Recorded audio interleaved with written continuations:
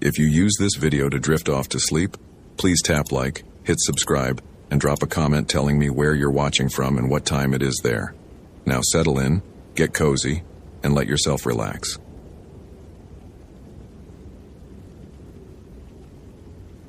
The topology maps didn't match the terrain anymore. Benjamin Reeves stood at the junction of Alum Cave Trail and the unmarked service path, his Garmin Oregon 600 displaying coordinates that insisted he was standing 200 meters east of where his eyes told him he actually was. He'd checked the GPS 3 times, recalibrated twice, and even pulled up the satellite overlay on his phone. 1 bar of service, barely functional, but enough to confirm the impossibility. The trail he was looking at didn't exist on any map. Ben had worked Great Smoky Mountains National Park for 6 years, ever since finishing his master's in conservation biology at UT Knoxville. He knew these mountains the way other people knew their neighborhoods. Every switchback, every creek crossing, every stand of Fraser fir struggling against the balsam woolly adelgid. The Smokies were his laboratory, his cathedral, his home. And now his maps were lying to him. It was mid-July 2015, the height of tourist season, and the heat pressed down like a physical weight despite the elevation. 4,000 feet up the Tennessee side, humidity thick enough to drink, the famous Smoky Mountain mist clinging to the ridgelines like something alive. Ben wiped sweat from his forehead, adjusted his Park Service baseball cap, and studied the Phantom Trail. It led northeast, into the backcountry between Mount LeConte and Clingman's Dome. Officially, that section was designated wilderness. No maintained trails, no camping permits issued, just dense forest and steep terrain that most hikers avoided. Unofficially, it was where Hannah Coleman had been heading when she disappeared 4 days ago. Ben pulled out the incident report he'd printed that morning. Hannah Coleman, 26, experienced backpacker from Asheville. Last seen by fellow hikers at the Boulevard Trail Junction on July 9th, heading toward what she'd described as an old Cherokee trail she'd read about in some historical survey.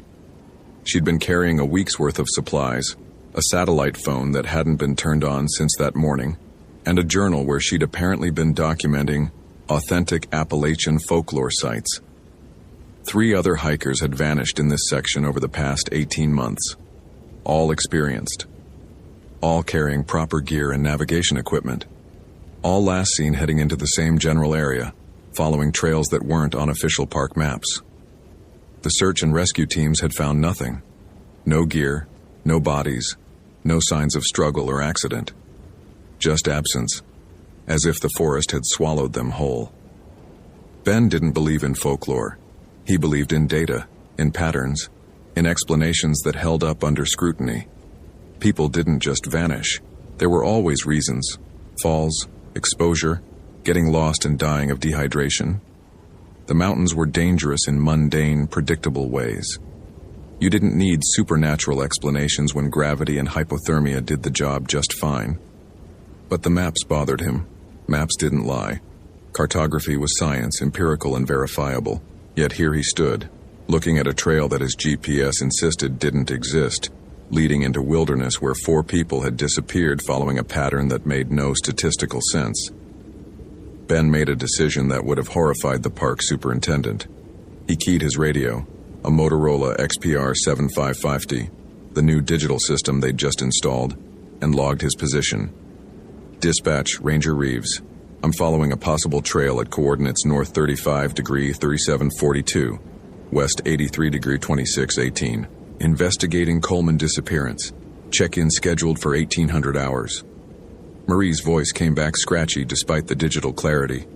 She worked dispatch for both voyagers up north and rotated down here in summer, something about preferring variety. Copy that, Ben. You sure about going in solo? That's pretty deep backcountry. I've got full kit and 7 years of mountain experience. I'll be fine. He didn't mention the map discrepancy. Didn't mention that he was following a trail that officially didn't exist. If I don't check in by 1800, send SR to these coordinates. Stay safe, Ben. Weather's supposed to turn nasty around sunset. He signed off and started up the Phantom Trail. The path was clear enough. Game trail probably, or maybe something older. The Cherokee had been in these mountains for centuries before the park existed, before the white settlers came. They'd had names for these ridges and hollows, stories about what lived in the deep places.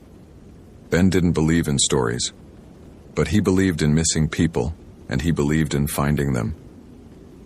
The trail climbed steeply through old-growth forest, tulip, poplar, and oak.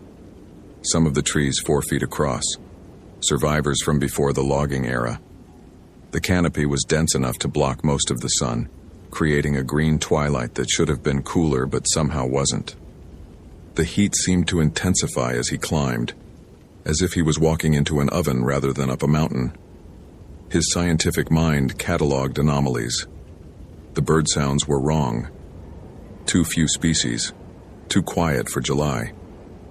The undergrowth showed signs of browsing, but the patterns were odd. Plants stripped at irregular heights as if something much larger than deer had been feeding. And the smell, faint but persistent, like meat left too long in summer heat, mixed with something sharper, more chemical.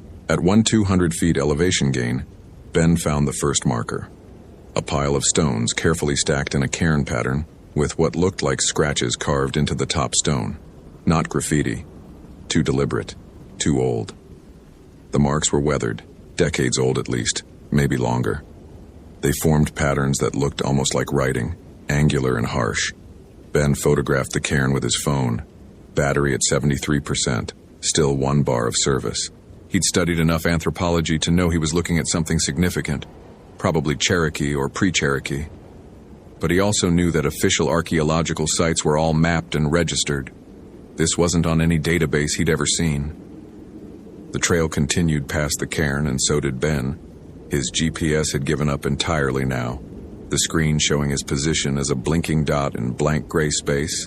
No terrain, no trails, no features, just void. His phone's GPS app wasn't any better. According to every electronic device he carried, Benjamin Reeves didn't exist in any mappable location. He pulled out his compass, a Silva Ranger, mechanical and reliable. The needle spun lazily, never settling, as if magnetic north had stopped existing. Ben felt the first thread of real unease. Equipment failures happened, sure, but GPS and compass simultaneously? That suggested either massive magnetic anomaly, which would be documented, studied, on every geological survey, or something else. Something his rational mind didn't want to consider. The trail opened into a clearing 2 hours from where he'd started. A natural amphitheater carved into the mountainside, maybe 50 yards across, ringed by massive hemlocks that looked diseased, needles brown and dropping, bark scored with deep vertical gashes. In the center of the clearing stood a structure, not modern, not recent, a framework of poles and stones, forming what Ben's anthropology textbooks would have called a wickiup or shelter. But the design was wrong for Cherokee architecture. This was older, stranger.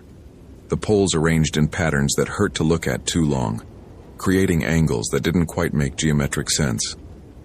And everywhere, carved into trees, scratched into stones, traced in the bare earth, were symbols. The same angular marks from the cairn, repeated and elaborated, covering every surface. Some were faded, centuries old. Others looked fresh, cut recently enough that sap still wept from the wounds. Ben approached slowly, every instinct screaming caution. This was a find, anthropologically significant, probably protected, definitely requiring immediate documentation and investigation by proper authorities. But it was also wrong in ways he couldn't articulate, ways that bypassed his analytical training and spoke directly to older parts of his brain. Hannah Coleman's backpack lay in front of the structure. Ben recognized it from the photos in the incident report. Purple Osprey Aura, still loaded with gear. He photographed it from multiple angles before touching anything, then carefully opened the main compartment. Tent, sleeping bag, camp stove, all unused. Her journal sat on top, a moleskin notebook with water-stained pages. He opened it carefully. The first entries were mundane. Trail conditions, wildlife sightings, thoughts about work and relationships. But the entries grew stranger as they progressed, the handwriting more erratic. July 7th. Found reference in Mooney's Myths of the Cherokee, to a Wendigo-like entity in Smoky Mountain oral traditions. The Cherokee called it something else, Nun Yunui, the stonecoat, but the descriptions match Algonquian Wendigo accounts. Insatiable hunger, cannibalistic transformation, association with extreme cold despite summer heat. Going to investigate the sites mentioned in 19th century missionary reports. July 8th. Located what I think is the ceremonial site. The symbols match descriptions from Ojibwe pictographs, warning markers. The Smokies had Algonquian-speaking people centuries before the Cherokee, possible cultural transmission. This could be significant. This could be proof of prehistoric trade routes. July 9th. Something is wrong here. The temperature drops around the site 10 to 15 degrees colder than surroundings despite full sun. My compass won't work. GPS is showing impossible readings. Food tastes like ash. So hungry but can't eat. Hearing voices in a language I don't understand but somehow recognize. Should leave. Can't leave. It's calling. The entry ended there.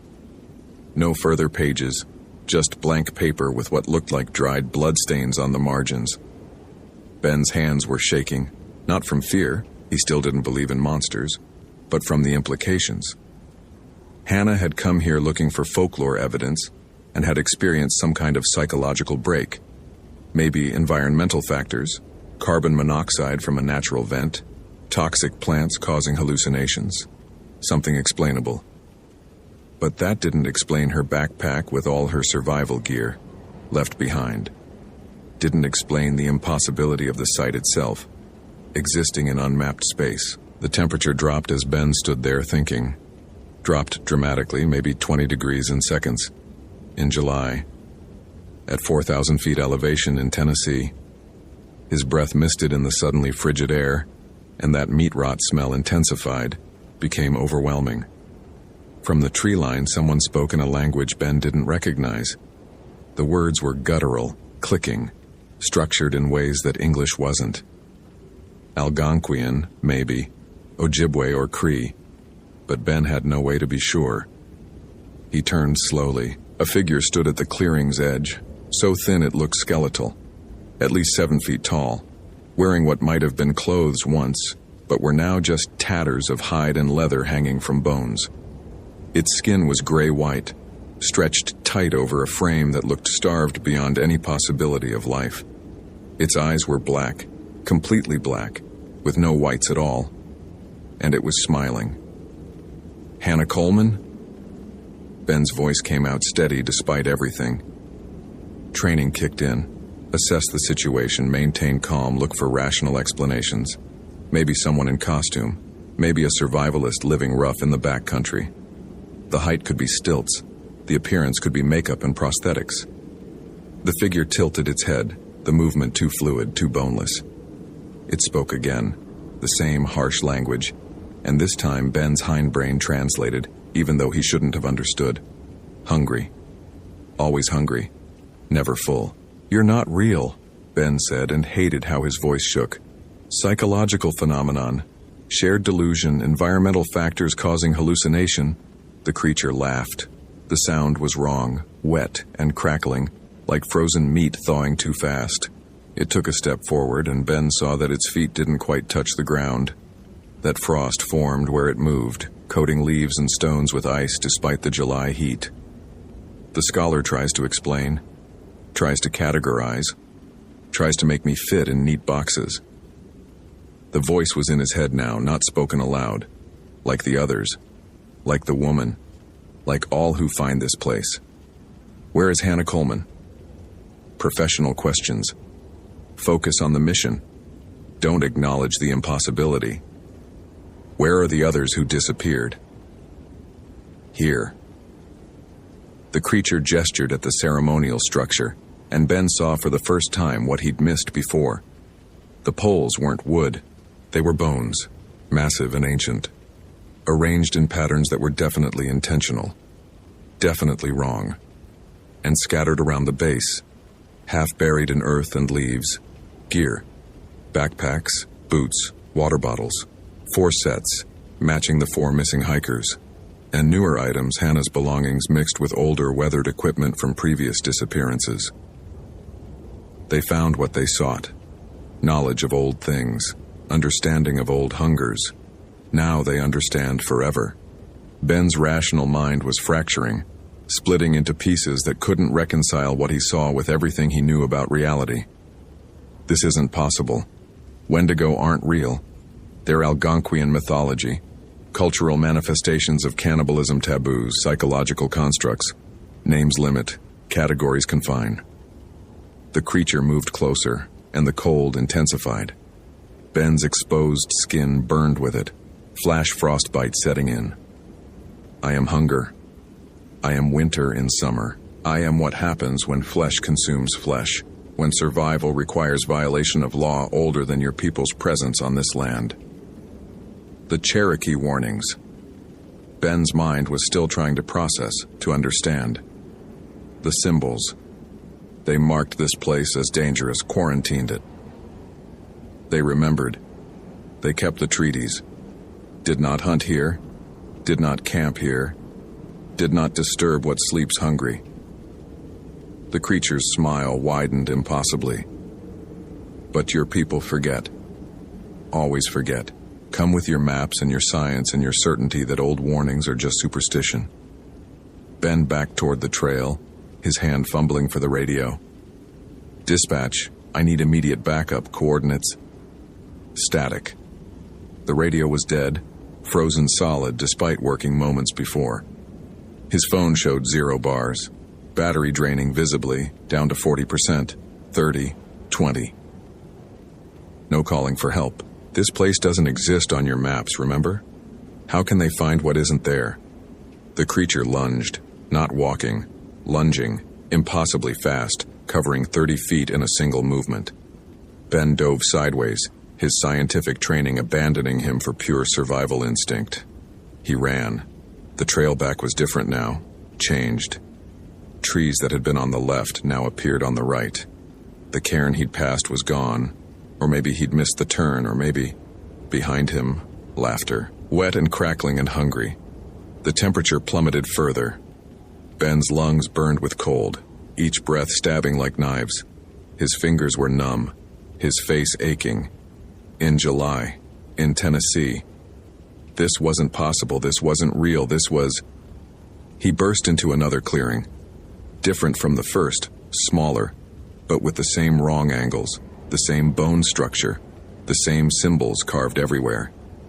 And standing in the center, Hannah Coleman, or what had been Hannah Coleman. She was thin, skeletal thin, her eyes completely black.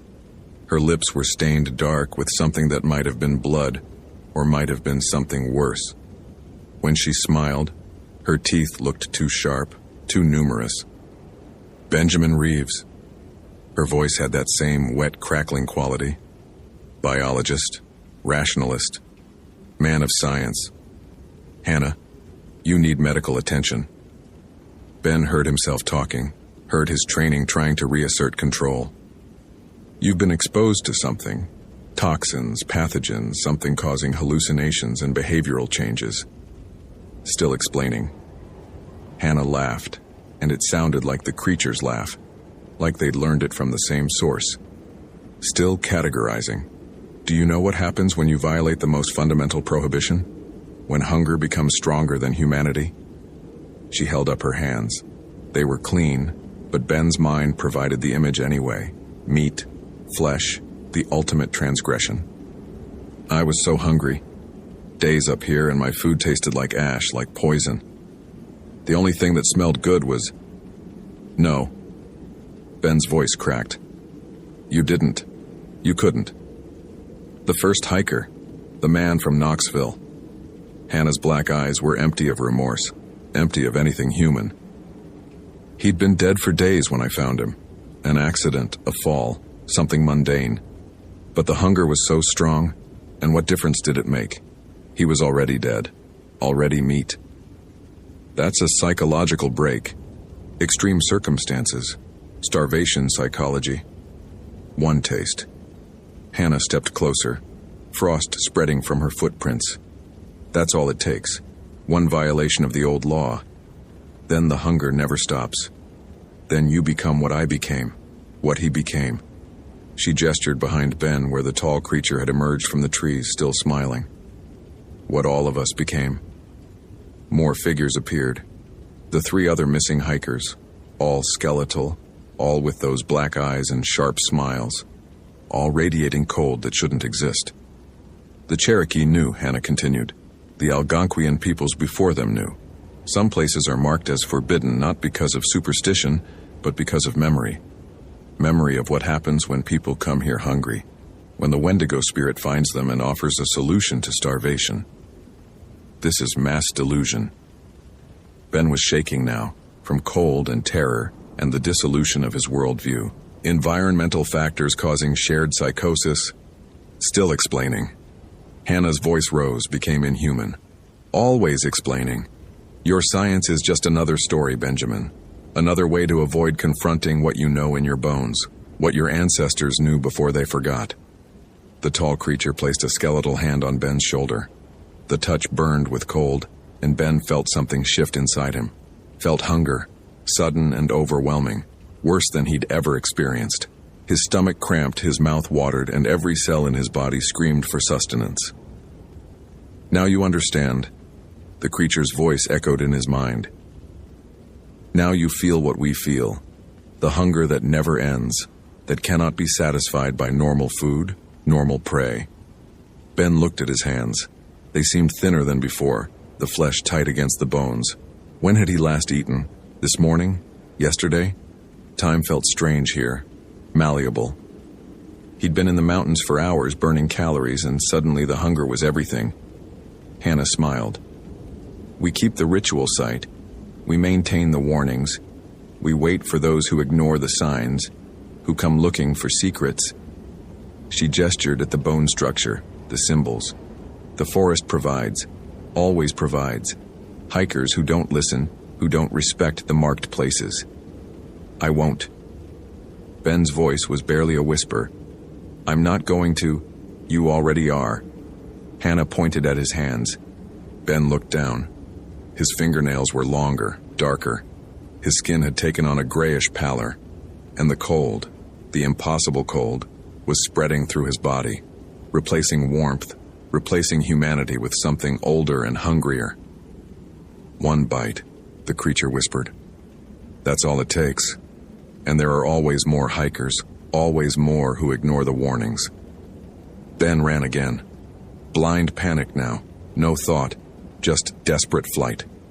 The trees whipped past, the trail twisted and changed, and everywhere he saw symbols, warnings, markers that should have been heeded. He crashed through underbrush, fell down slopes, picked himself up and kept moving. The hunger followed, the cold followed. And in his mind, thoughts that weren't his own. So hungry, always hungry, never full. He burst out of the tree line at sunset, onto the boulevard trail where tourists hiked in sneakers and took selfies. A family was setting up camp 50 yards away, parents and 2 kids laughing about s'mores and ghost stories. Ben collapsed on the trail. His hands were still his hands, normal flesh and normal color. His skin was warm, his breathing ragged but human. He'd made it out. Somehow he'd made it out. The family noticed him. The father jogged over. Hey man, you okay? You look rough. Fine. Ben's voice cracked. Just got turned around. Lost the trail. Want some water? Food? The father offered a granola bar and the smell. The smell was incredible. Better than anything Ben had ever smelled. His mouth watered, his stomach clenched, and for just a moment he imagined what it would taste like. How good it would feel to satisfy the hunger that suddenly consumed him. Ben scrambled backward, horror washing through him. No, thank you, I'm fine. I need to... He keyed his radio, still frozen solid and useless. His phone was dead, completely drained. I need to get to dispatch, Ben managed. Emergency. He stumbled down the trail, away from the family, away from the smell of living flesh that made his mouth water and his mind scream in horror. The hunger followed, constant and terrible, and Ben knew with awful certainty that it would never fully go away.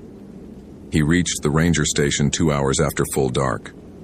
Marie took one look at him and called for medical. "Jesus, Ben, what happened?" "Found Coleman's gear." His voice sounded distant, not quite his own. "Didn't find Coleman. That area," he swallowed hard, "that area needs to be marked closed, permanently. You look hypothermic." Marie wrapped him in emergency blankets. "In July? How is that possible?" "It's not," Ben whispered. "None of it's possible." They airlifted him to UT Medical Center in Knoxville, treated him for exposure, dehydration, possible psychological trauma. The doctors couldn't explain the mild frostbite on his fingers and face. Not in summer, not with the weather they'd been having. Couldn't explain why his core temperature was 5 degrees below normal despite hours of warming. Couldn't explain the hunger. Ben ate constantly for 3 days. Everything tasted wrong.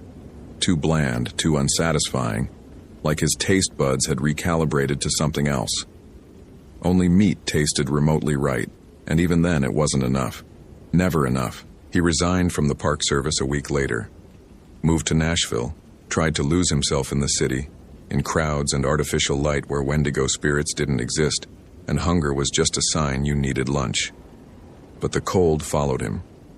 In summer heat, in his apartment with the heater running, he felt cold. His hands stayed pale, his appetite stayed wrong. And sometimes, late at night, he heard voices speaking in languages he shouldn't understand but did. "Come back. Join us. Maintain the site. Keep the warnings." You tasted it. You felt it. The hunger that never ends. You're one of us now. You just don't know it yet.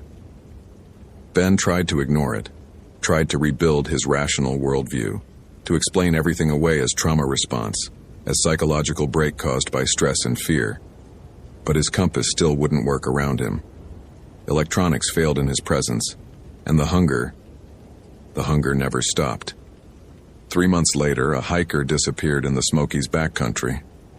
Young woman, experienced, last seen heading into the restricted area between LeConte and Klingman's Dome.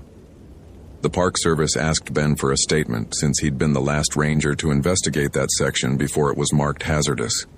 Ben declined to comment, but he knew what had happened to her, knew what was happening even now, as she found the ceremonial site, as she discovered the warnings too late, as the hunger took hold and offered a solution that would doom her forever.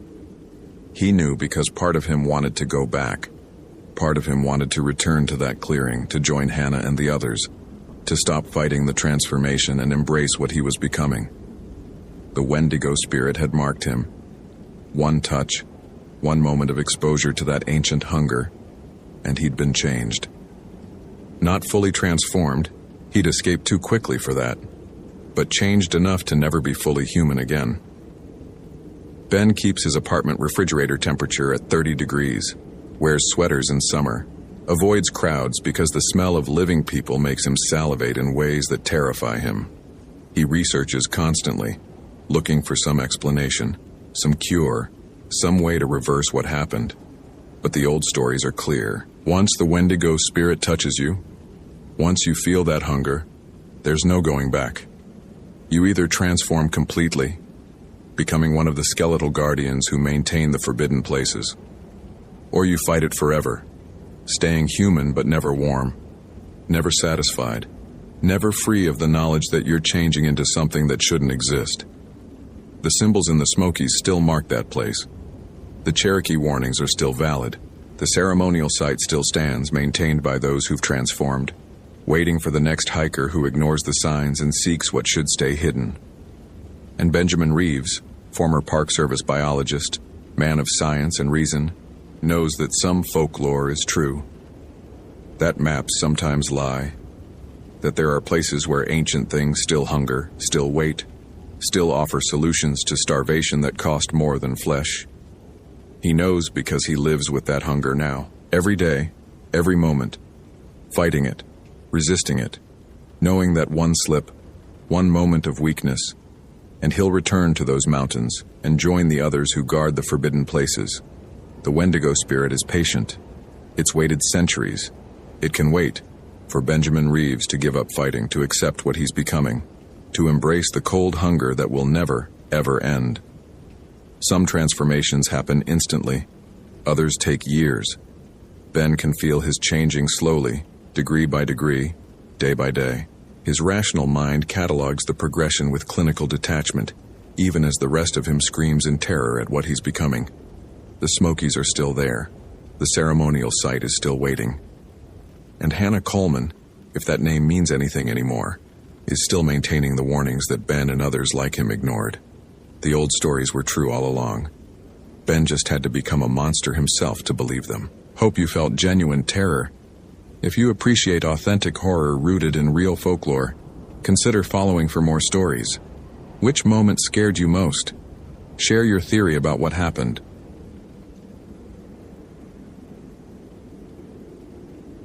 The rain had been falling upward for 3 minutes before Nicole Valdez accepted she wasn't imagining it. She stood on the Hall of Mosses Trail in Olympic National Park's Hoh rainforest, watching droplets rise from the forest floor like someone had reversed gravity. Just for this 1 square mile of Washington wilderness, the rain ascended in slow motion, defying physics, defying sense. Each drop climbing back toward the canopy of Sitka spruce and western hemlock that towered 300 feet overhead. Nicole blinked hard, rubbed her eyes, checked her phone. 4:47 p.m., October 23, 2018, 17% battery. The screen showed 5 missed calls from her supervisor, but no signal bars. Typical for the rainforest. She looked up again. The rain was still falling upward. "Okay," she said aloud, her voice swallowed by the oppressive moss-draped silence. "Okay, this is some kind of atmospheric phenomenon. Microburst, or temperature inversion, something meteorological that I just don't understand because I'm not a meteorologist. I'm a 24-year-old seasonal ranger who barely passed the training course." Talking to herself. Great sign. 3 months into her first season with the National Park Service, and she was already losing it. Nicole had come to Olympic because she'd needed to prove something. To her parents, to herself, to everyone who'd said she was too soft for field work, too anxious, too prone to overthinking every decision. The Pacific Northwest was supposed to be peaceful. Moss and rain and quiet trails. Not like the stories you heard about Yellowstone bears or Grand Canyon accidents. Just rain. Endless, gentle rain. Except the rain wasn't falling gently anymore. It was falling wrong. She checked her Garmin InReach, the satellite communicator that was supposed to work anywhere. The screen was black, unresponsive. She pressed the SOS button. Nothing. Pressed it again, held it down. Dead. She'd charged it fully this morning, but somehow the battery had drained completely in 6 hours. Nicole pulled out the printed map from her jacket, old school, waterproof, the kind veteran rangers insisted on carrying. She was looking for Megan Price, a solo hiker reported missing 2 days ago. Last known position, somewhere along the Hoh River Trail system, possibly the connecting routes to the coastal wilderness. Megan Price. 32, experienced backpacker from Seattle, had done this trail system dozens of times. Her car had been found at the visitor center, her gear meticulously organized in the trunk. But Megan herself, gone. No trace on the trails, no camping permits filed, no emergency beacon activation. Just gone like she'd stepped into the rainforest and ceased to exist. Nicole had volunteered for the search because everyone else was busy with a storm damage assessment on the coast. Because she wanted to prove she could handle field work alone. Because she was tired of being the rookie who needed supervision. Now watching rain fall upward while her equipment failed and the forest pressed in around her with its suffocating green silence, Nicole wondered if maybe everyone had been right about her. She forced her feet to move. The trail continued west, deeper into the Hoh's interior, where the forest grew so thick that daylight barely penetrated even at noon. The moss hung from branches like curtains, like hair, transforming familiar trees into shapes that looked almost human in her peripheral vision. 20 minutes later, Nicole found the first shrine. It wasn't on any map. A small structure built between 2 massive nurse logs, constructed from what looked like driftwood, and decorated with objects that made Nicole's stomach clench. Origami cranes, Dozens of them, their paper yellowed and fragile. Photographs in plastic sleeves, faces weathered by moisture but still visible. Asian faces, families, children, and in the center, a white kimono hanging from a branch, pristine and impossibly dry despite the rainforest's perpetual dampness. Nicole photographed it with her phone, the flash too bright in the gloom. The camera app showed the timestamp, 4:47 p.m., the same time it had been 20 minutes ago when she checked. She looked at the phone again. Still 4:47 p.m.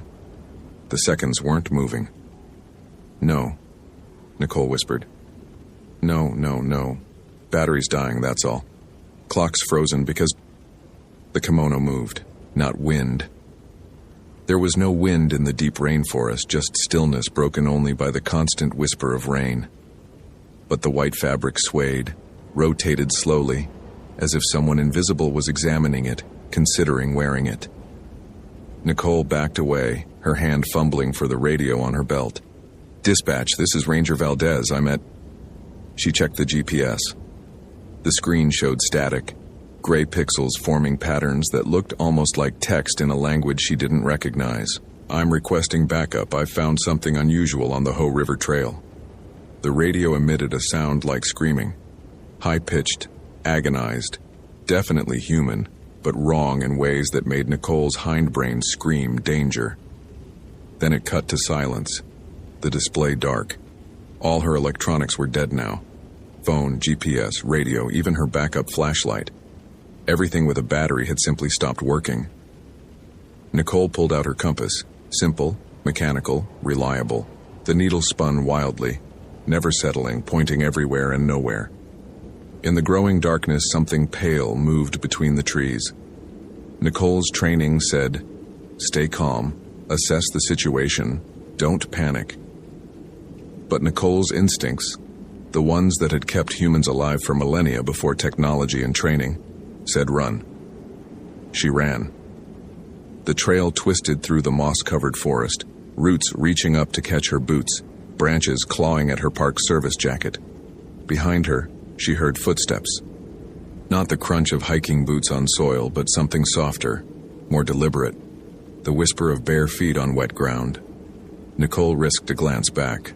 The pale shape was closer now, moving between the trees with a gliding motion that suggested feet not quite touching earth.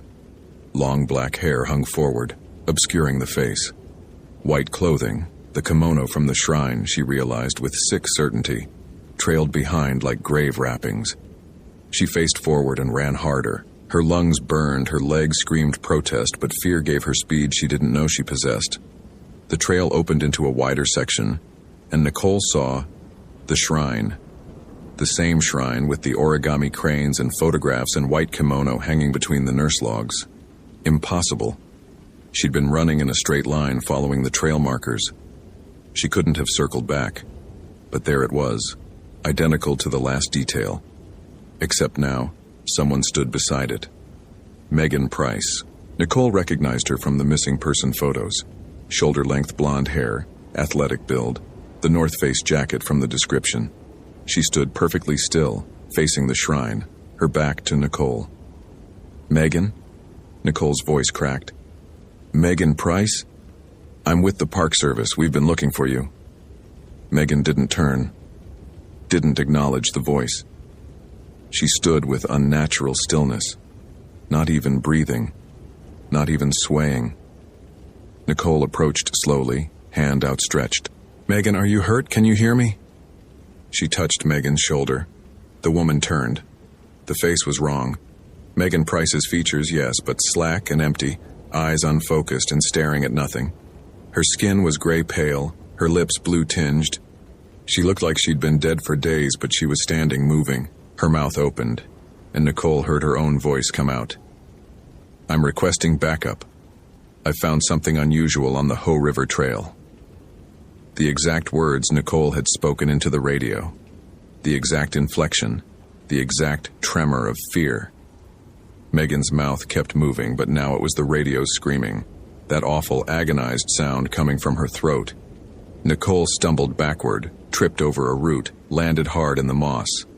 Megan, or what wore Megan's shape, took a step forward, then another, movements jerky and wrong like a puppet learning to walk. The pale figure emerged from the trees behind Megan. Closer now, and Nicole could see details she wished she couldn't. The white kimono was a burial garment stained with earth and water. The long black hair hung wet and tangled, obscuring a face that was there and not there, features shifting, never quite coming into focus. But the hands were clear, pale and delicate and reaching. Nicole scrambled to her feet and ran again.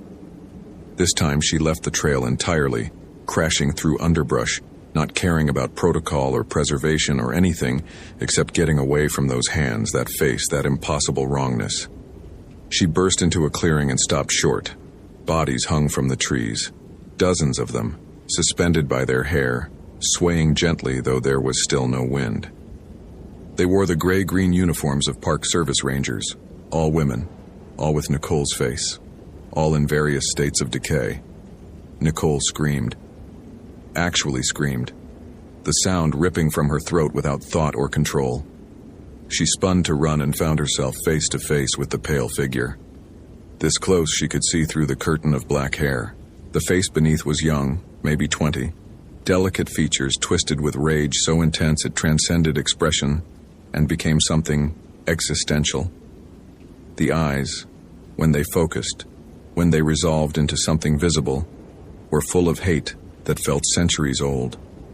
The figure's mouth opened and words came out in Japanese, the sounds harsh and guttural. Onryo fukushu, eien ni.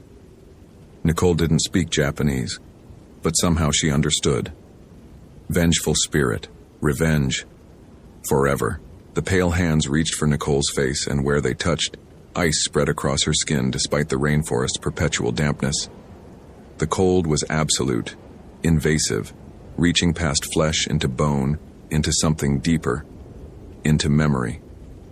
Images flooded Nicole's mind. Not hers, but felt with the intimacy of lived experience. A camp. Not in the forest, but near the coast. Tar paper barracks and barbed wire fences. Families crowded together, stripped of homes and businesses and rights. The year was 1942, World War II, Japanese internment. A young woman, the pale figure Nicole realized when she'd been alive, standing before guards, protesting, demanding, refusing to be silent about the injustice, the theft, the imprisonment of American citizens because of their ancestry. They'd called her dangerous, a troublemaker. They'd separated her from her family. And then, darkness, water, cold, the Olympic coast, notorious for its rip currents and cold water that killed in minutes. An accident, an unfortunate drowning. One less voice raised in protest. But she hadn't drowned quietly, hadn't died accepting the injustice. She died in rage and hate and a determination that this would not stand, that she would make them remember, make them pay, make them understand what they'd done. She died and had not stopped being angry. The visions released Nicole, and she fell to her knees in the moss, gasping. The hanged bodies were gone.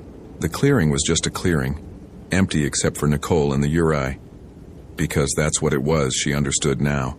A spirit of vengeance, bound to this place by fury and injustice, manifesting that rage through endless repetition of its death. "I'm sorry," Nicole whispered. "I'm sorry for what happened to you. It was wrong, it was evil, but I wasn't."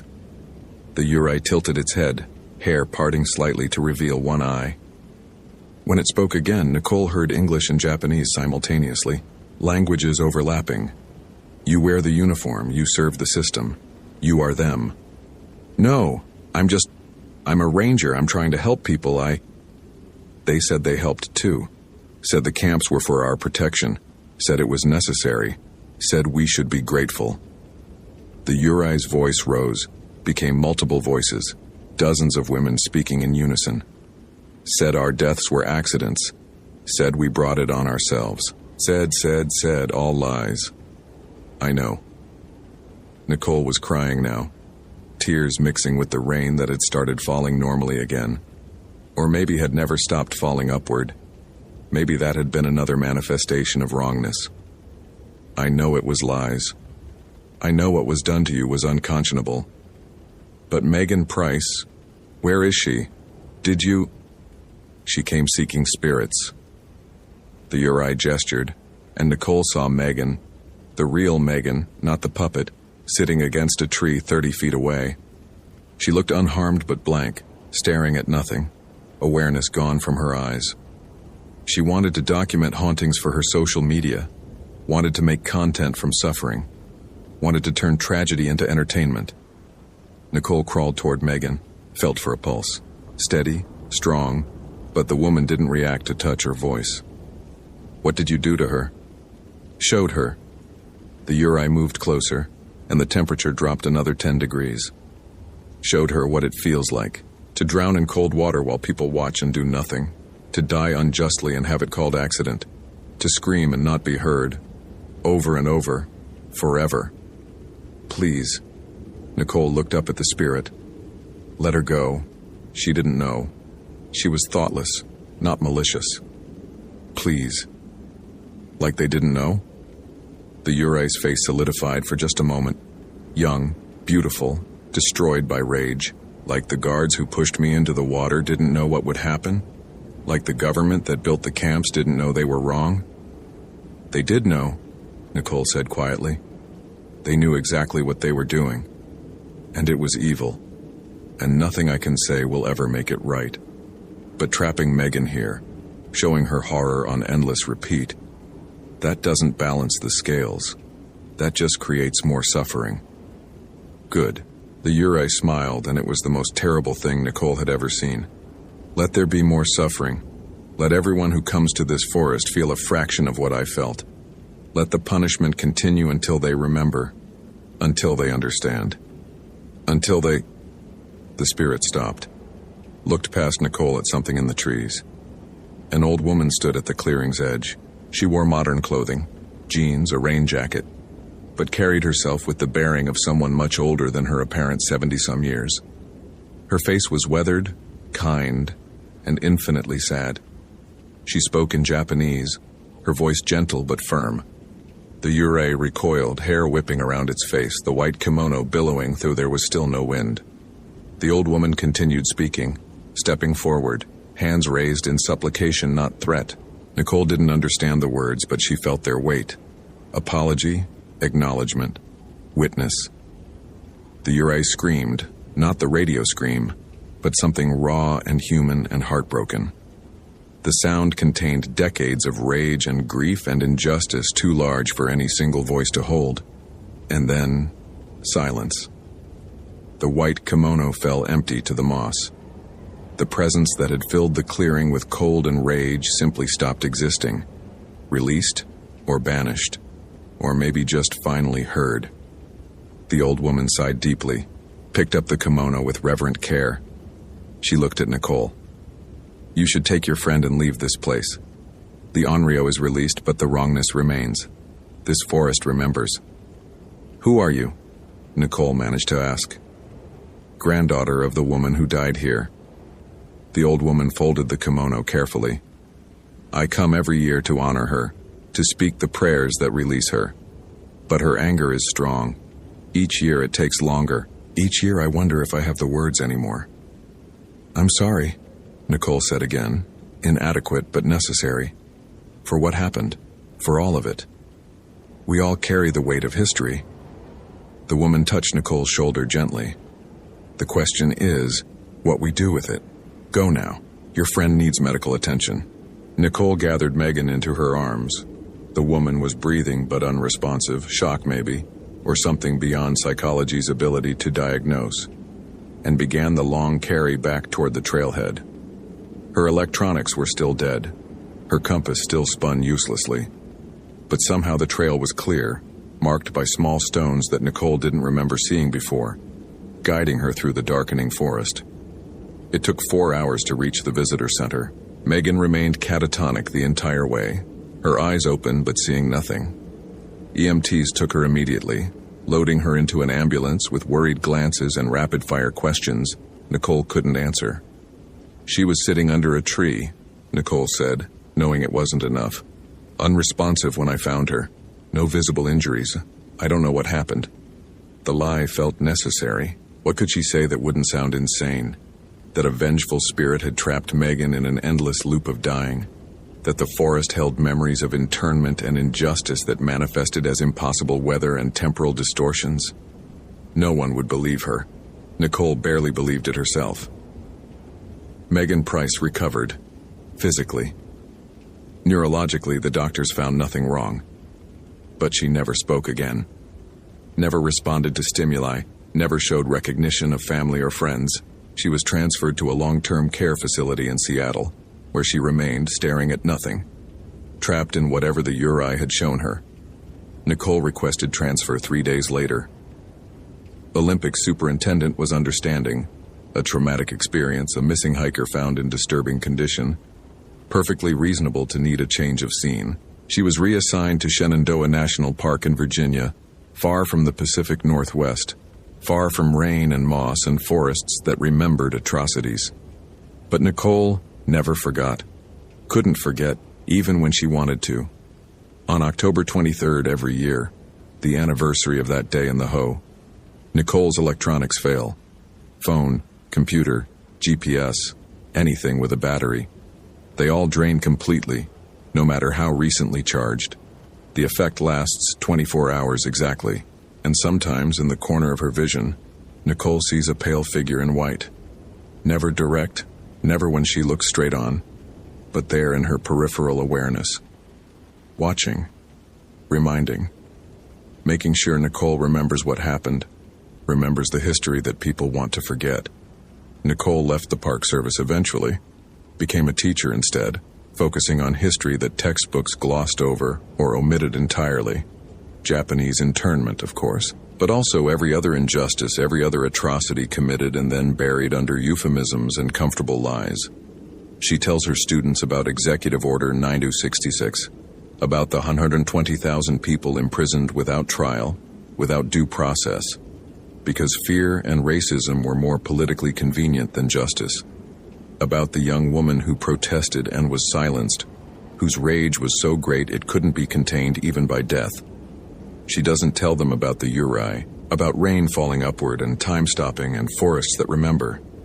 But she makes them understand that history has weight, that the past isn't past, that actions have consequences that ripple forward through decades and generations. And every October 23rd, when her electronics fail and she sees that pale figure in white watching from the shadows, Nicole whispers the words she learned that day. I remember. I witness. I'm sorry. It's not enough. It will never be enough to balance what was done. But it's what she has. Memory and acknowledgement and the determination that this particular injustice will not be forgotten, will not be dismissed, will not be buried under comfortable silence. The Uri appears less frequently now. Maybe because Nicole teaches the history. Maybe because someone finally heard the story and bore witness and said clearly, this was wrong, and we remember. Or maybe because the old woman still goes to the Ho rainforest every year, still speaks her prayers, still tries to release her grandmother's rage and grant her peace at last. Nicole hopes so. Hopes that someday the Uri will be fully released, that the forest will stop remembering, that the weight of injustice will finally be light enough to lift.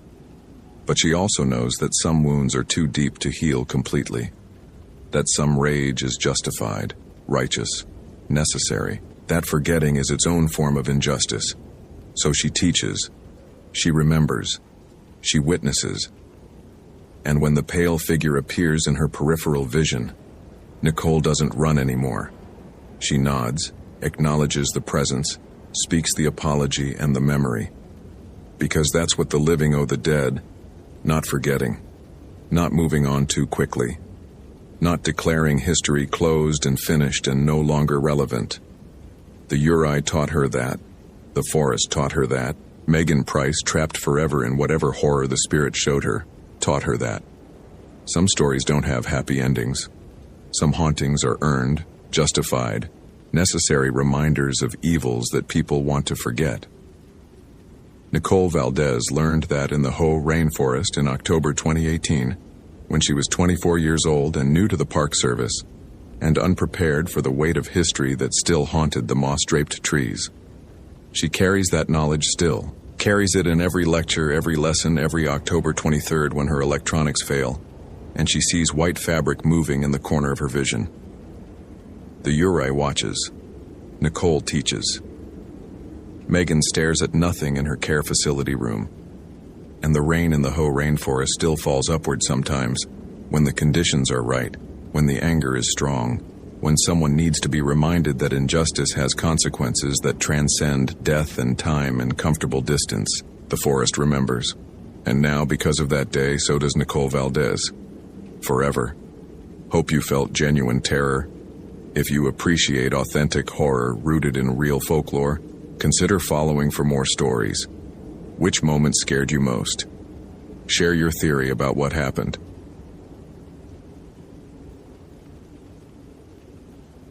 Lisa Hoffman's satellite phone crackled with Quinn Blackwood's voice at 11:47 a.m.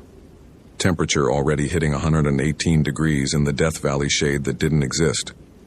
Lisa, something's wrong with my hands. They're moving, but I'm not. Static swallowed the words, then returned with Quinn speaking Japanese, fluid and native, despite Quinn being from Montana and barely knowing Spanish. The voice continued, layered now. Two people speaking through one throat. Quinn's panicked English underneath and something older, colder. Speaking words Lisa's translation app would later identify as, I have waited 70 years. I am owed. I am taking. Then screaming. Then the line went dead, leaving Lisa staring at coordinates that placed Quinn 12 miles into the Panamint Range backcountry, where summer temperatures could kill in 4 hours, and the nearest backup was 3 days away. Lisa's fingers went to her pocket. Automatic motion, touching the photograph she carried everywhere. Emma, age 8, gap-toothed smile. Jack, age 5, holding his stuffed dinosaur. Both staying with their father in Boise this week while Lisa worked her rotation at Death Valley. Both expecting their nightly call at 8 p.m. sharp. The call Lisa never missed. The promise she'd made when the divorce finalized 6 months ago. Mommy always comes home. The satellite phone coordinates read 36, 1423 degree N, 117,000 Ozo 892 degree W, elevation 2,847 feet in the Panamint Range. Quinn Blackwood had gone out yesterday on routine trail maintenance, was supposed to check in every 4 hours, had missed the 8 p.m. check-in, the midnight, the 4 a.m.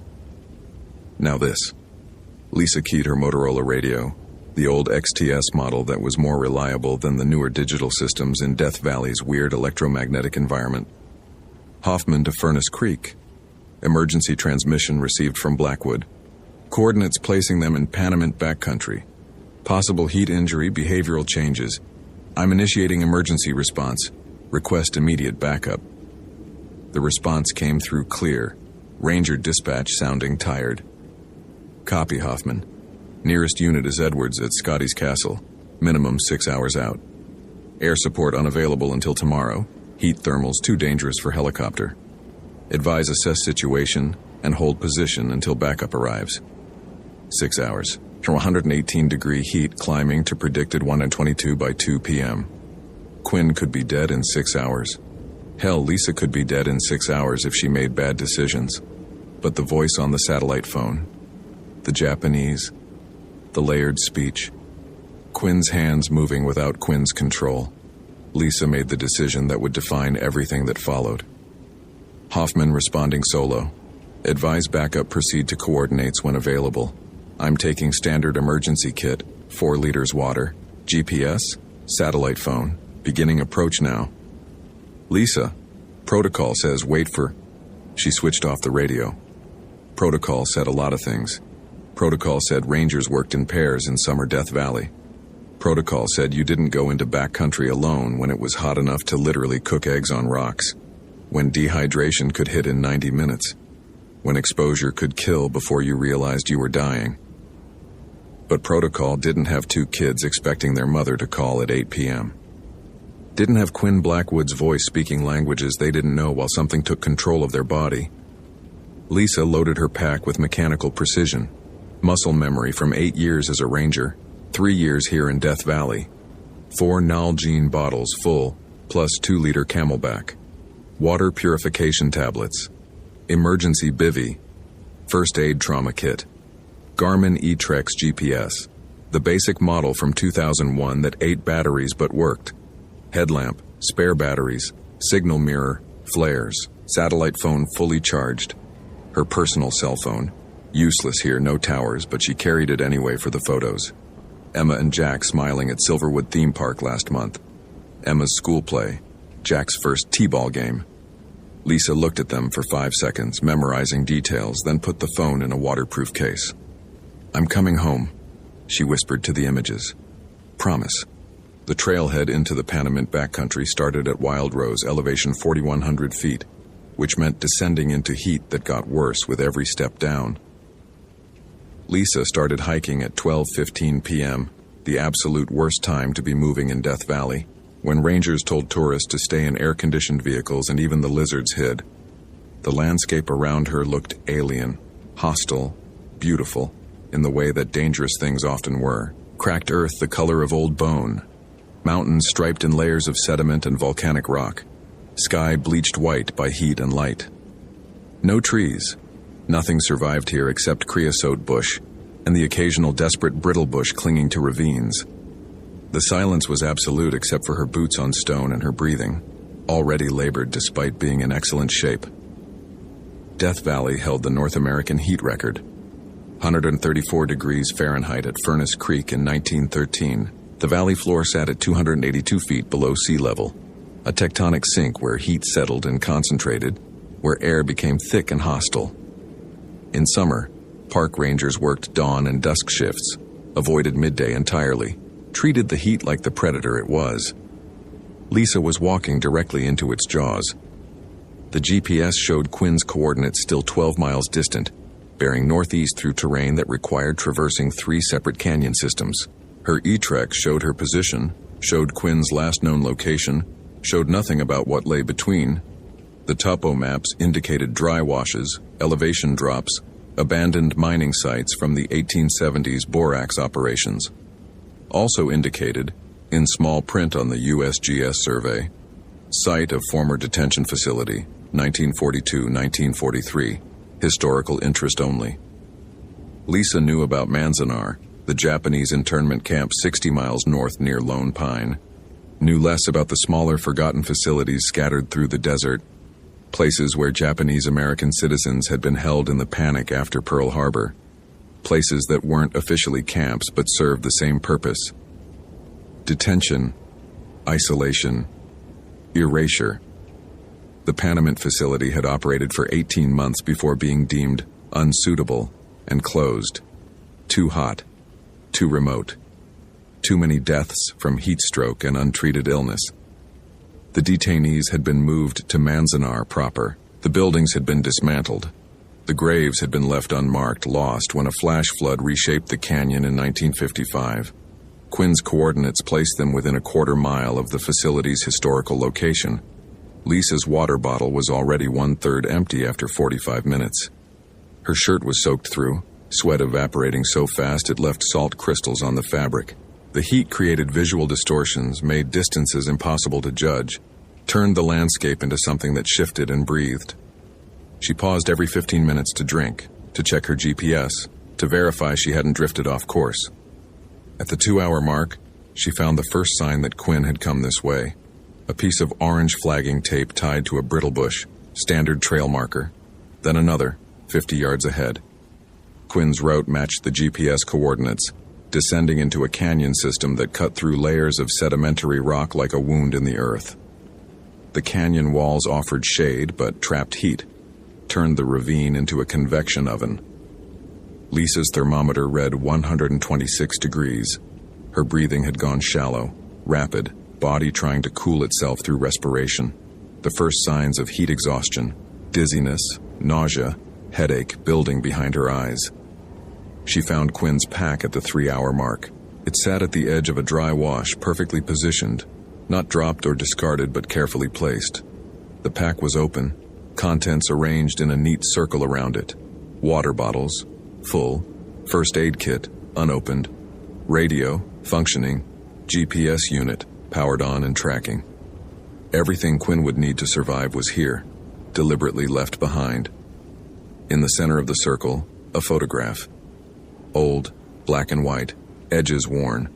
A young Japanese woman, maybe 20 years old, wearing a simple dress, standing in front of barracks that could only be internment camp housing.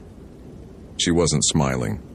Her eyes looked directly at the camera with expression that transcended the decades. Rage, bitter and pure and undimmed by time. On the back of the photograph, written in pencil, Kimiko Tanaka, 1942, I will not forgive. Lisa's satellite phone rang. Quinn's number. She answered, throat too dry for speech. Quinn's voice still layered, the Japanese underneath clearer now. She is showing me things, Lisa. Showing me how she died. Thirst. Heat. They wouldn't give her water. Punishment for speaking Japanese, for not being American enough. She died in a punishment cell, metal walls, August heat, locked inside for 3 days. They found her when she stopped screaming. Buried her here without ceremony, without marker, without name. She has been waiting. She has been so patient. And now she is done waiting. Quinn, listen to me. You need to fight this. Fight her. I'm coming to get you, but you need to... The voice changed entirely. No English left. Pure Japanese now. Words Lisa didn't understand, but felt in her bones. The tone conveyed meaning. Accusation, judgment, sentence. The phone went dead again. Lisa picked up the photograph, careful with the fragile paper. Kimiko Tanaka's eyes seemed to follow her, seemed to see through her. The rage in that photographed expression was palpable even across 70 years. How long would you stay angry if you died of thirst in a metal box in August heat? If your own country had imprisoned you for your ethnicity, punished you for speaking your native language, let you die alone and afraid, and buried you without acknowledgement? Forever, Lisa thought. You'd stay angry forever. The canyon descended further, walls narrowing, heat intensifying. Lisa found the second marker at the 4-hour point. Not Quinn's flagging tape, but something older. A wooden post weathered to gray, Japanese characters carved into the wood. Her phone's translation function struggled with the kanji, eventually producing, "Here lie the forgotten. Here wait the unavenged." Beyond the post, the canyon opened into a basin maybe 200 feet across. The ground showed geometric patterns, foundation lines from dismantled buildings, barely visible under decades of sediment. In the center of the basin, a metal structure remained. A punishment cell, 8 feet square. Roof collapsed but walls intact, rusted orange-brown and radiating heat like a furnace even in late afternoon. Quinn Blackwood stood beside the cell, facing away, posture wrong. Too still, too straight, body moving in small ways that didn't match breathing or balance adjustments, small jerks and twitches like a puppet testing its strings. "Quinn?" Lisa's voice cracked on the name. Quinn turned, and Lisa saw the truth immediately. The eyes were wrong. Not color or shape, but expression. The fundamental personality behind them changed. Quinn's face wore a smile that Quinn's muscles had never formed before. Smile of someone who'd learned facial expressions from observation rather than feeling them. When Quinn spoke, the voice was entirely Japanese, but Lisa understood anyway. Not translation, but direct meaning impressed on her mind. "You came alone. No backup. No weapons. Just you, trying to save your partner. She showed me that in your thoughts. She is inside you too now, reading. You have children, a boy and a girl. You are afraid of leaving them without a mother." Lisa's hand went to her pocket, to the photograph of Emma and Jack. "Get out of Quinn. Whatever you are, whoever you were, this isn't justice, this is just more suffering." The thing wearing Quinn laughed. Sound harsh and wrong. "Justice? You speak of justice? 70 years in metal box, body dried to leather and bone. 70 years watching people walk over my grave, never knowing I am here, never caring. You think this is suffering? This is mercy. I am giving them the gift of understanding. Them? All who forget. All who benefit from forgetting. All who walk on ground soaked with our blood and think it is only dirt." Quinn's body moved forward, steps mechanical, arms hanging at wrong angles. Lisa backed up, hand fumbling for her radio, for the satellite phone, for anything. The heat was crushing, vision tunneling, dehydration making her thoughts slow and thick. "Your children," the voice continued, now speaking English through Quinn's mouth. "Emma wants to be a veterinarian. Jack is afraid of thunderstorms. You read to them every night before bed.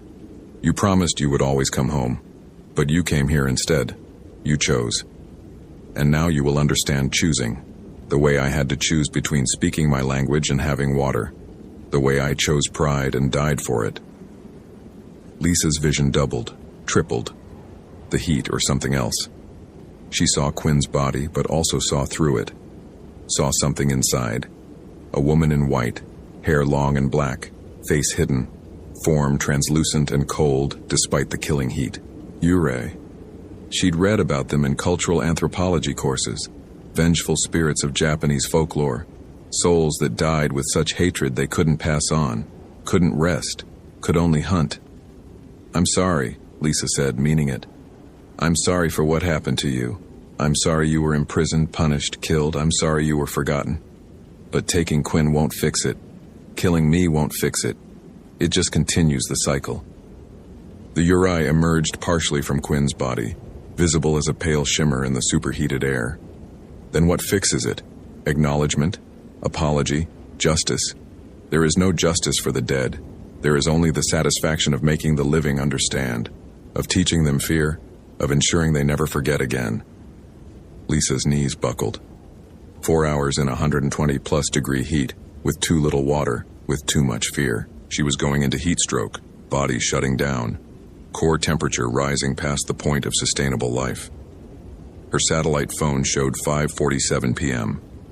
In 2 hours and 13 minutes, Emma and Jack would expect their call. "Please," Lisa whispered, "my children. They need their mother. They're 8 and 5 years old. They haven't done anything. They don't deserve—" "I had children," the Yurei said, voice suddenly quiet, suddenly grief-heavy instead of rage-heavy. "2 daughters, 3 and 5 years old. They were at Manzanar when I died here. I never saw them again. They grew up thinking I abandoned them, thinking I didn't love them enough to come back. They died, one in childbirth, one in Korea, never knowing I had wanted desperately to return, that I had died trying to be strong enough to see them again." The rage hadn't been all of it, Lisa realized. Beneath the anger was grief so profound it had lasted 7 decades. Grief of a mother separated from children. Grief that had curdled into vengeance because vengeance was easier to carry than sorrow.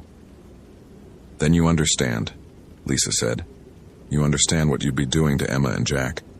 Making them lose their mother. Making them grow up wondering why she didn't come home." The Yurei was fully visible now. Woman in white kimono, hair covering face, hands pale and long-fingered. The temperature around her was wrong. Cold air in the heat, frost forming on the metal punishment cell despite the ambient temperature. Quinn's body stood beside her, alive but vacant, consciousness suppressed while the spirit used their form. "I understand," the Yurei, Kimiko Tanaka, agreed. "That is why you will carry my message, why you will tell my story, why you will make certain I am not forgotten again." "Yes," Lisa said immediately. "Yes, I promise. I'll tell everyone. I'll make sure Kimiko Tanaka is remembered. I'll make sure what happened here is documented. I'll—" "Not just documented, felt, understood. You will carry me with you. Part of me. Always. So you never forget how it feels to be trapped, to be punished for who you are, to die alone and afraid." Lisa felt it then, cold fingers touching her mind, pressing inside. Not full possession like Quinn, but presence, awareness, shared consciousness. She gasped, tried to resist, but the Yurei was already there, settling into the spaces between thoughts, becoming part of Lisa's internal landscape. And with the presence came memories. Not her own, not entirely, but shared. Memories of metal walls heated to the point they burned skin on contact. Of thirst so extreme her tongue had cracked and bled. Of calling for her daughters in the darkness. Voice failing. Hope dying degree by degree as the heat killed her slowly. of final moments spent not in rage but in sorrow, thinking only that she would never see her babies again. Lisa screamed, the sound torn from her throat, grief and horror and empathy mixing into something that transcended language. When she came back to herself, Quinn was crumpled on the ground, breathing but unconscious, the possession released. The Yurei was gone, not vanished, but integrated, presence now living inside Lisa's awareness. She could feel it there, could feel Kimiko's rage, grief, sorrow as a constant ache beneath her own thoughts. Lisa's watch showed 6:23 p.m. She had an hour and 37 minutes to get Quinn stable, to get them both mobile, to get back to Ranger Station before the nightly call to Emma and Jack. She worked on autopilot, Ranger training overriding everything else. Check vitals. Quinn's pulse was thready, skin dangerously hot, eyes dilated and unresponsive. Severe heat stroke, possibly brain damage from extended hyperthermia. Lisa positioned Quinn in recovery position, used precious water to cool their neck and wrists, activated the emergency beacon on her satellite phone. The heat was dropping now as sun descended toward the western peaks. But they were still trapped 12 miles from the nearest road with Quinn unable to walk and Lisa barely able to stand. She pulled out the emergency bivy, set up minimal shade, rationed remaining water between them. Her satellite phone rang. Dispatch. Hoffman, we got your beacon. Air support launching at first light, approximately 0530 hours. Can you maintain position overnight? Affirmative, Blackwood is critical but stable. Lisa paused, feeling the Yurei's presence pulse inside her mind. I'm managing. Copy. We're sending ground team as well, but they won't reach you until mid-morning. Stay hydrated, stay alert, you did good, Lisa. Had she? She'd lost hours to the possession, had bargained with a vengeful spirit, had allowed something to take residence in her mind. But Quinn was alive. And Lisa was alive. And in 93 minutes, she would call her children. Night fell fast in Death Valley, temperature plummeting from 122 to 85 in 2 hours.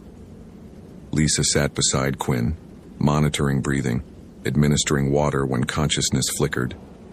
The stars came out brilliant and cold, the Milky Way visible as a river of light across the sky. And inside Lisa's mind, Kimiko Tanaka watched through her eyes, experiencing starlight for the first time in 70 years, tasting water for the first time since dying of thirst, feeling the cool evening air on skin that had been dead and forgotten. Thank you, the Yurei whispered inside Lisa's thoughts. Not rage anymore. Something softer. Thank you for remembering me. At 8:01 p.m. precisely, Lisa called her children. Emma answered on the second ring, Jack shouting, "Mommy," in the background. Lisa talked to them for 30 minutes, asking about their day, hearing about Emma's math test and Jack's new friend at daycare, telling them she loved them, promising she'd be home in 3 days for her rotation break.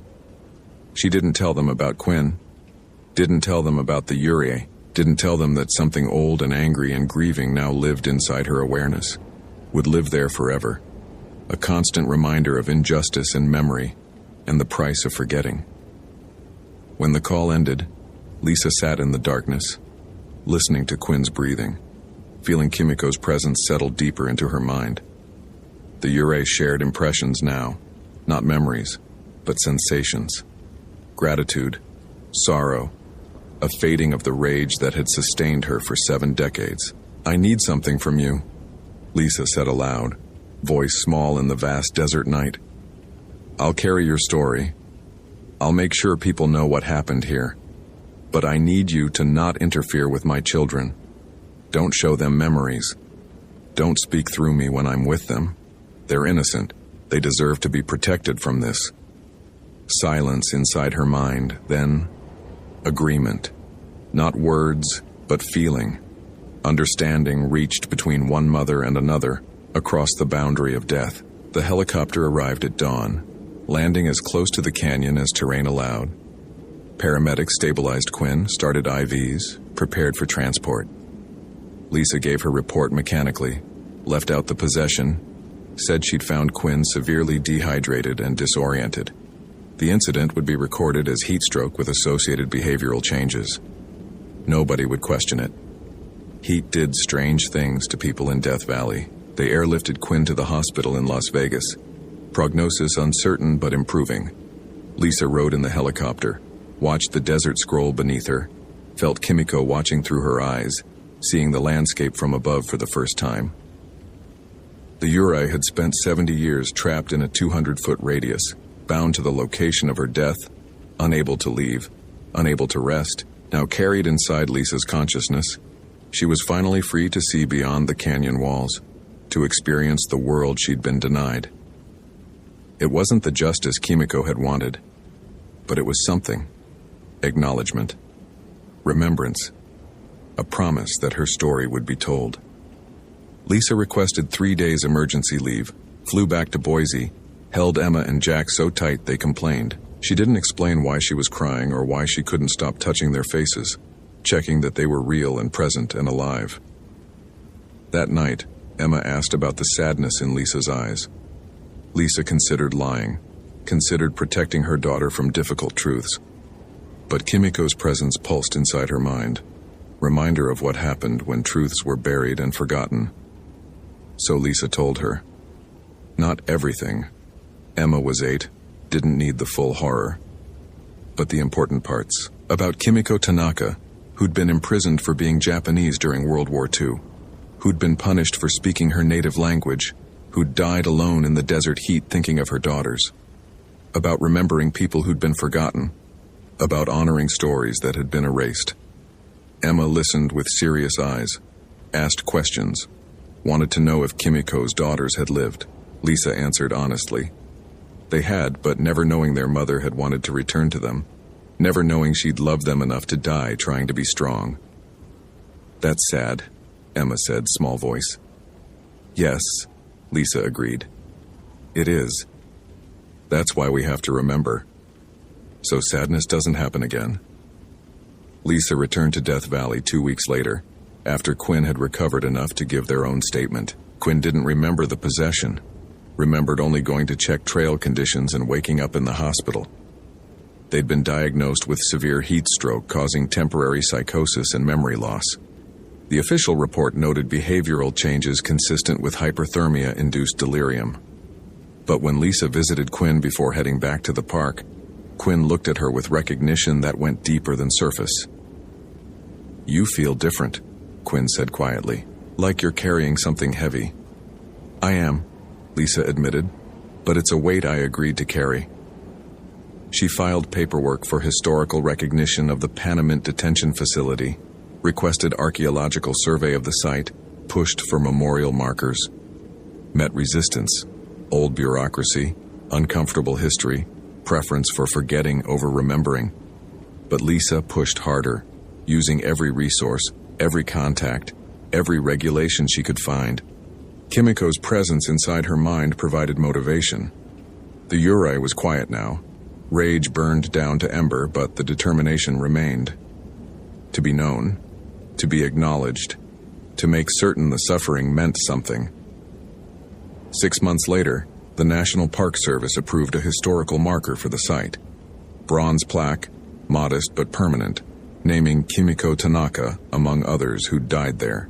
Lisa attended the dedication ceremony, brought Emma and Jack, stood in the desert heat and read the inscription aloud. As she spoke Kimiko's name in the canyon where she'd died, Lisa felt the Urei's presence shift inside her mind. Not leaving. That would never happen. The possession was permanent. But changing. The grief rage transforming into something gentler. Peace, almost. Or as close to peace as someone who died that way could achieve. That night, camping with her kids at the Furnace Creek campground, Lisa felt Kimiko watching through her eyes as Emma and Jack played in the late evening coolness, their laughter carrying across the desert. The Urei's presence pulsed with feeling that needed no words. Gratitude for being remembered, sorrow for children she'd never see again, but joy, tentative, fragile, at experiencing parenthood vicariously through Lisa's connection with her own children. They're beautiful, Kimiko whispered inside Lisa's mind, first words spoken in months. Thank you for letting me see them. Lisa didn't respond aloud, but thought clearly. You're welcome. Thank you for trusting me with your story. The possession would be permanent. Lisa would carry Kimiko Tanaka's presence for the rest of her life, would feel the Yurei's emotions layered beneath her own, would sometimes speak with words that weren't entirely hers. It was a price, a bargain made in desperation and maintained through choice. But it meant Kimiko wasn't forgotten anymore. Meant her suffering had been acknowledged, her story told, her humanity recognized across 7 decades of erasure. And it meant Lisa would never forget what she'd learned in the Death Valley heat. That history wasn't abstract. That injustice had names and faces and stories. That remembering could be painful, but forgetting was worse. She looked at her children, playing in the cooling desert evening, and felt Kimiko's presence settle deeper into harmony with her own consciousness. 2 mothers, 2 sets of memories, one shared commitment to protecting the next generation from the mistakes of the past. The desert stretched around them, vast and beautiful and deadly, holding secrets in its depths. But at least one secret had been brought to light. At least one story had been told, and somewhere in the space between life and death, rage and peace, justice and mercy, Kimiko Tanaka finally rested. Not forgiven. What had been done to her could never be truly forgiven, but remembered, acknowledged, honored, and in the end, for a Yurei, for a mother who died thinking of her children, for a woman who'd been erased from history and memory, being remembered was enough. Hope you felt genuine terror. If you appreciate authentic horror rooted in real folklore, consider following for more stories. Which moment scared you most? Share your theory about what happened.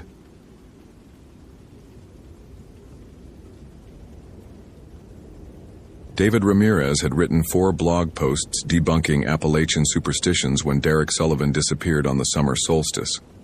By the time he found the altar in the woods, candles still burning, blood still wet, he understood that some beliefs weren't metaphorical. The blog was called Rational Ranger and had maybe 200 regular readers, most of them fellow Park Service employees who appreciated David's sardonic takedowns of tourist paranoia.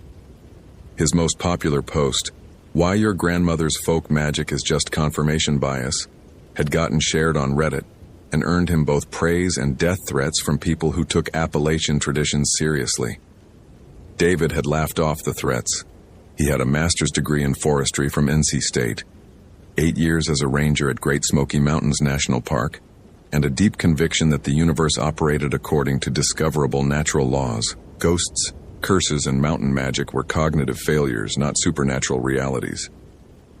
Then Derek Sullivan vanished during the Solstice Folklore Festival in Cades Cove, and David's certainty began to crack.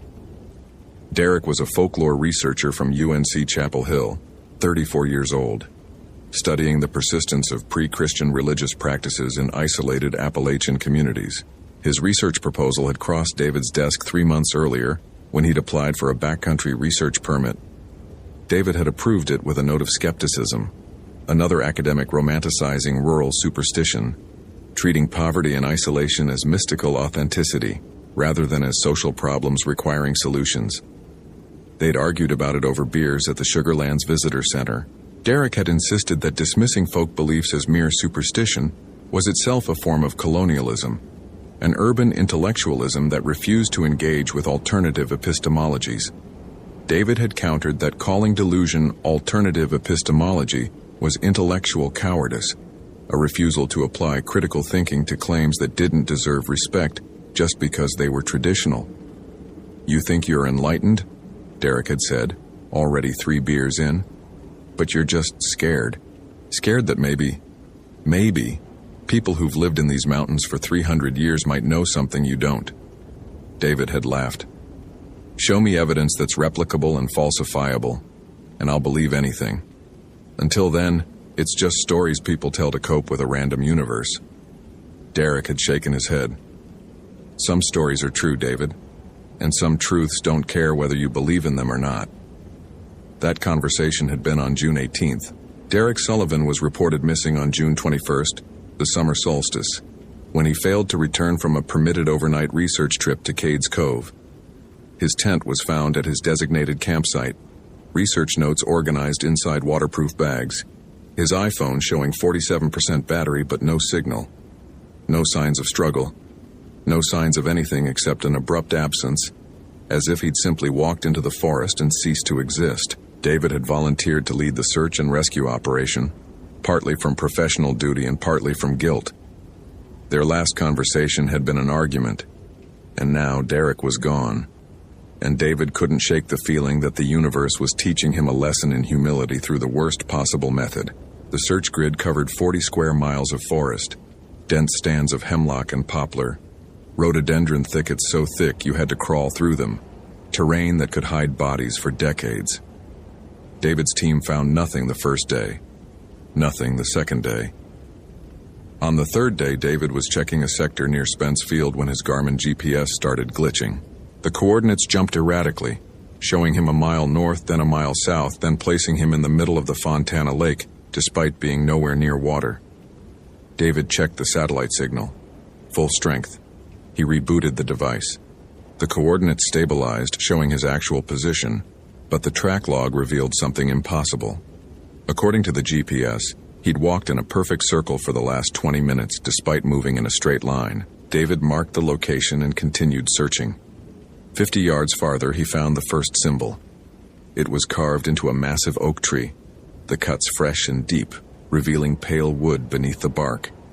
A triskelion. 3 spirals radiating from a central point, an ancient Celtic symbol. David recognized it from Derek's research notes, which he'd reviewed during the investigation. Pre-Christian iconography, associated with druids and pagan worship, the kind of thing tourists love to photograph and academics wrote papers about. Except this wasn't historical. The sap was still oozing from the cuts. This had been carved within the last few days. David photographed it with his iPhone and continued forward. More symbols appeared, carved into trees painted on rocks with what looked like rust-colored pigment that David very much hoped wasn't blood. Spirals, concentric circles, antlers rendered in crude but recognizable detail. The symbols formed a path, deliberate and clear, leading deeper into the forest away from any maintained trail. His rational mind told him this was probably teenagers playing at witchcraft, or maybe part of Derek's research, markers he'd left for himself. But David's gut, the part of him he'd learned to trust during 8 years of backcountry rescues, told him something was deeply wrong about this path. The forest was too quiet. No birdsong, no insect sounds. Just the whisper of wind through leaves and the crunch of his boots on the forest floor. He followed the symbols for half a mile. The forest grew darker, the canopy thicker, the undergrowth more tangled. And then he found the clearing. It was roughly circular, maybe 30 feet across, carpeted with moss so thick it felt like walking on foam. In the center stood an altar. Not metaphorical, not symbolic, but an actual stone altar. Waist-high, rectangular, with channels carved into its surface to direct liquid flow. The stone was dark with staining that could have been age, or could have been repeated use for purposes David didn't want to contemplate. Surrounding the altar were 13 stones arranged in a circle, each stone marked with a different symbol. Between the stones, candles burned. Not electric fakery, but real beeswax candles in iron holders, flame steady despite the breeze. At the base of each candle was an offering. Flowers, coins, photographs, locks of hair tied with red thread. David approached the altar slowly, his hand moving to the canister of bear spray on his belt. The altar's surface was wet. Fresh blood, bright red, pooling in the carved channels. He bent closer, his forensic training kicking in despite his revulsion. The blood was still liquid, not yet coagulated, minutes old, maybe less. On the altar lay Derek Sullivan's wallet, his UNC ID card on top, placed precisely in the center as if positioned for display. David pulled out his radio. "Base, this is Ramirez. I found evidence related to the Sullivan disappearance. Requesting immediate backup and law enforcement at coordinates 35-5892 north, 83.8794 west. Possible crime scene." The radio crackled with static, then went dead. David checked the battery, full charge. He tried again. More static, but underneath it something else. A low chanting, rhythmic, many voices speaking in unison. Words he didn't recognize, guttural and old, like Latin but wrong. A sound behind him. David spun, his bear spray raised. A woman stood at the clearing's edge. Elderly, maybe 70, wearing what looked like ceremonial robes made of deerskin, her gray hair crowned with a wreath of oak leaves. She smiled at him, the expression unsettling in its warmth. "David Ramirez," she said, her Appalachian accent thick. "The Rational Ranger. We've been reading your blog." More figures emerged from the forest, circling the clearing. Men and women, ranging in age from teenagers to elderly, all wearing similar robes. David counted 15 before he stopped counting. They moved with eerie synchronization, taking positions between the standing stones. Several held staffs carved with the same symbols he'd seen on the trees. One carried a blade, bronze, shaped like a sickle, its edge catching the candlelight. David's hand tightened on the bear spray. "Where's Derek Sullivan?" The elderly woman stepped into the clearing, moving toward the altar with proprietary confidence. "Dr. Sullivan is fulfilling his purpose. He came here seeking truth about old ways. We've given him deeper truth than his academic mind could process. You need to step back," David said, his voice steady despite the adrenaline flooding his system. "I'm a federal law enforcement officer. This is a crime scene. Whatever you've done..." "Crime?" The woman laughed, the sound echoing strangely in the clearing. "Boy, we've been practicing these rites since before your government existed. Since before the white churches came and called us devil worshippers. Since before the Cherokee were driven out, and we inherited their sacred places. This is our church, and tonight is our holiest night." One of the younger members spoke, a man maybe 25 with the build of someone who worked outdoors. "Summer solstice, longest day, when the veil is thinnest and Cernunnos walks the green world." Cernunnos. David had read about it in Derek's notes. Celtic horned god, lord of the forest, associated with fertility, life, death, and the wild hunt. Ancient worship that had supposedly died out centuries ago, replaced by Christianity, supposedly. "This is insane," David said. "You're talking about a mythology that..." "You don't believe," the old woman interrupted. "We know. You've made your disbelief very public. That's why you're perfect." "Perfect for what?" David didn't ask. He backed toward the clearing's edge, calculating his options. 15 cultists, unknown weapons beyond the sickle, dense forest offering both cover and concealment. His bear spray would stop maybe 3 of them before the others overwhelmed him. His radio was dead. His GPS had malfunctioned. He was alone and outmatched. "The skeptic and the believer," the woman continued, moving around the altar in a slow circle. "2 offerings for the solstice. Dr. Sullivan believed too much, you see. Sought the old ways with academic fascination, but no true faith. You believe too little, mock what you don't understand. Both are insults to the god. Both must be corrected." The cultists began to chant, the same words he'd heard on the radio. The candles flared brighter, flames stretching upward impossibly high. And David felt it, a pressure in the air, a weight that had nothing to do with humidity or atmospheric conditions.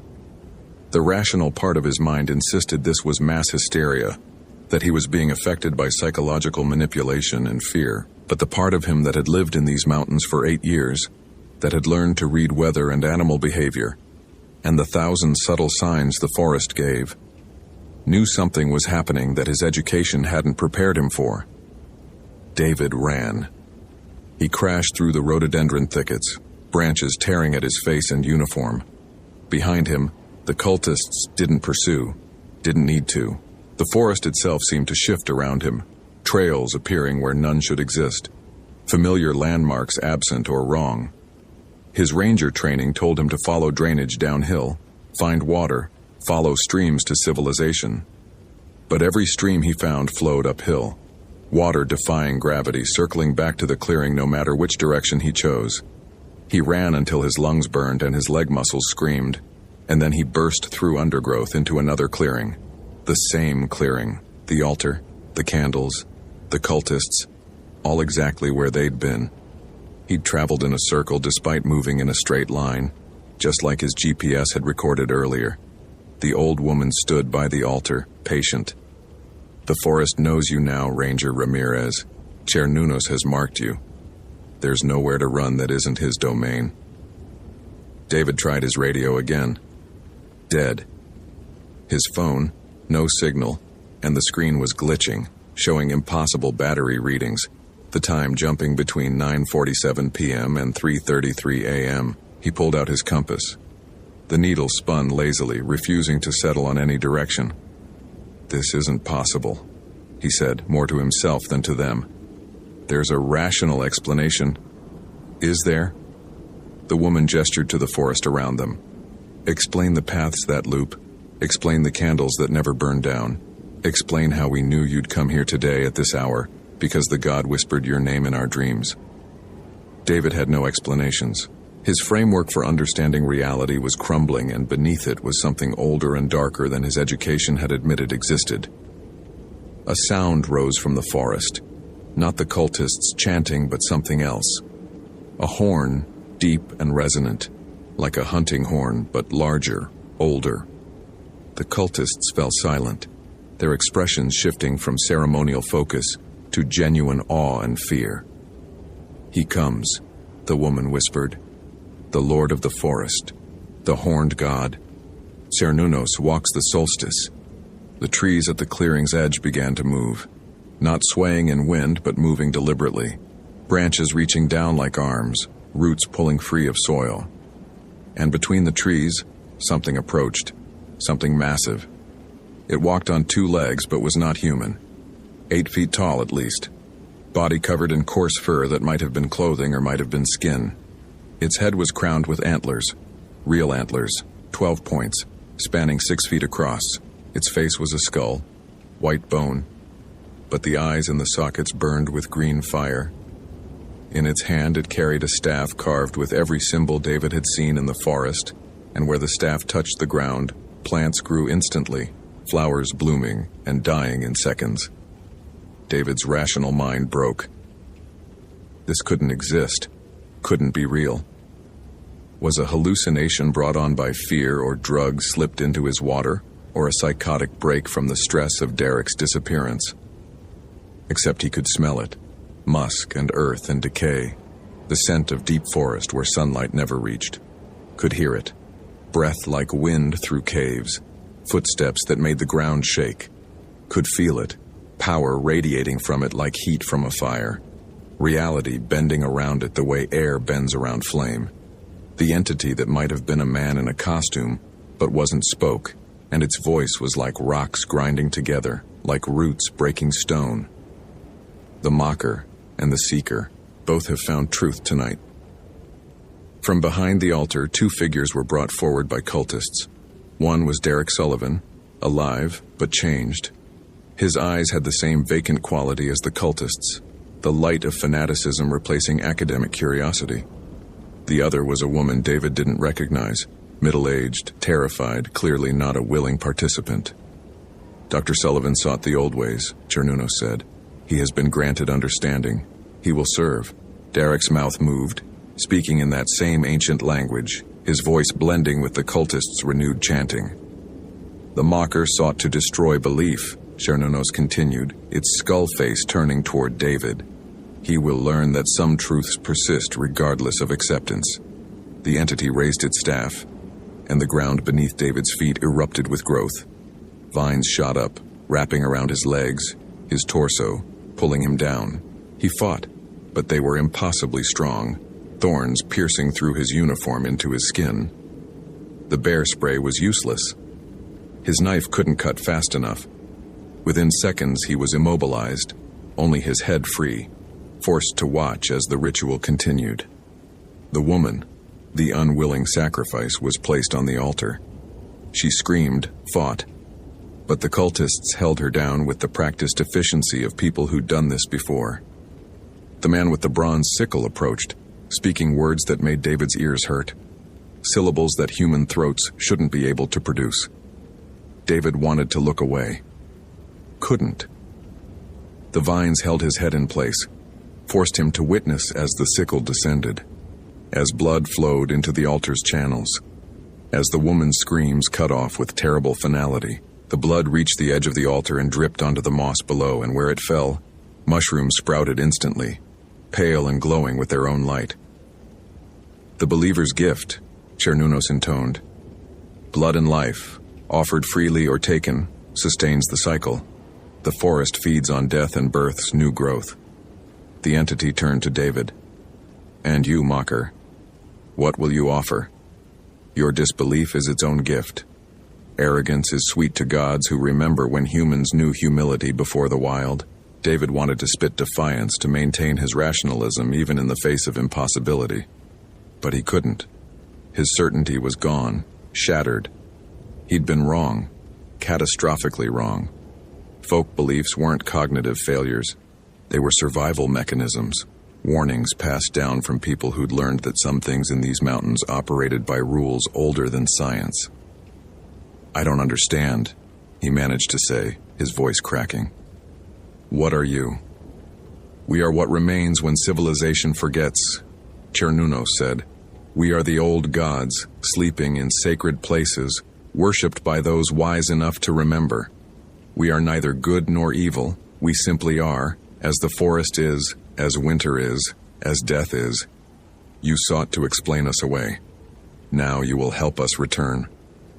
The staff descended, touching David's forehead. Pain exploded through his skull, white-hot and absolute. In that pain, David actually saw, with a clarity that made his previous understanding seem like blindness. He saw the forest as it truly was. Not a collection of trees and animals, but a living network, conscious and aware, with thoughts that moved like seasons and memories that spanned millennia. He saw the cultists not as fanatics, but as the latest in an unbroken line stretching back 3,000 years, each generation passing down knowledge that had been old when Rome was young.